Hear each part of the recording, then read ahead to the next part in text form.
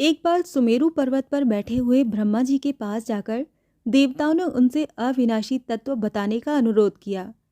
शिवजी की माया से मोहित ब्रह्मा जी उस तत्व को न जानते हुए भी इस प्रकार कहने लगे, मैं ही इस संसार को उत्पन्न करने वाला स्वयंभू अजन्मा एकमात्र ईश्वर अनादि भक्त ब्रह्म घोर निरंजन आत्मा हूँ। मैं ही प्रवृत्ति और निवृत्ति का मूलाधार सर्वलीन पूर्ण ब्रह्म हूँ। ब्रह्मा जी के ऐसा कहने पर मुनि मंडली में विद्यमान विष्णु जी ने उन्हें समझाते हुए कहा कि मेरी आज्ञा से तो तुम सृष्टि के रचयिता बने हो, मेरा अनादर करके तुम अपने प्रभुत्व की बात कैसे कर रहे हो। इस प्रकार ब्रह्मा और विष्णु अपना अपना प्रभुत्व स्थापित करने लगे और अपने पक्ष के समर्थन में शास्त्र वाक्य उद्घृत करने लगे। अंततः वेदों से पूछने का निर्णय हुआ तो स्वरूप धारण करके आए चारों वेदों ने क्रमशः अपना अपना मत इस प्रकार प्रकट किया। ऋग्वेद, जिसके भीतर समस्त भूत निहित हैं तथा जिससे सब कुछ प्रवृत्त होता है और जिसे परमात्व कहा जाता है, वो एक रुद्र रूप ही है। यजुर्वेद, जिसके द्वारा हम वेद भी प्रमाणित होते हैं तथा जो ईश्वर के संपूर्ण यज्ञों तथा योगों से भजन किया जाता है, सबका दृष्टा वो एक शिव ही है। सामवेद, जो समस्त संसारी जनों को भरमाता है, जिसे योगी जन ढूंढते हैं और जिसकी भांति से सारा संसार प्रकाशित होता है, वो एक त्र्यंबक शिवजी ही हैं। अथर्ववेद, जिसकी भक्ति से साक्षात्कार होता है और जो सब या सुख दुख अतीत अनादि ब्रह्म हैं, वो केवल एक शंकर जी ही हैं। विष्णु ने वेदों के इस कथन को प्रताप बताते हुए नित्य शिवा से रमण करने वाले दिगंबर पीतवर्ण धूली धूसरित प्रेमनाथ कुवेटाधारी सर्वावेष्टित व्रपनवाही निसंग शिवजी को परम ब्रह्म मानने से मना कर दिया।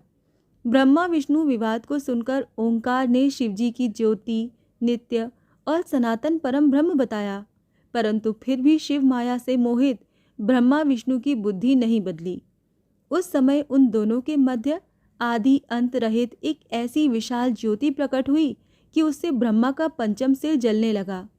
इतने में त्रिशूलधारी नील लोहित शिव वहां प्रकट हुए तो अज्ञानतावश ब्रह्मा ने उन्हें अपना पुत्र समझकर अपनी शरण में आने को कहा। ब्रह्मा की संपूर्ण बातें सुनकर शिवजी अत्यंत क्रुद्ध हुए और उन्होंने तत्काल भैरव को प्रकट कर उससे ब्रह्मा पर शासन करने का आदेश दिया।